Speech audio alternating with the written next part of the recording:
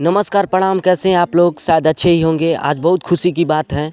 आज सुपरस्टार चॉकलेटी स्टार हमारे भोजपुरी के ट्रेंडिंग स्टार अरविंद अकेला कल्लू जी की शादी हो गई है। कल्लू जी के शादी में भोजपुरी के सुपरस्टार पवन सिंह, खेसारी लाल यादव जी, रितेश पांडे जी और हमारे भोजपुरी के जितने भी सुपरस्टार कलाकार हैं, सभी लोगों ने कल्लू जी के शादी में शुभकामनाएँ दी हैं।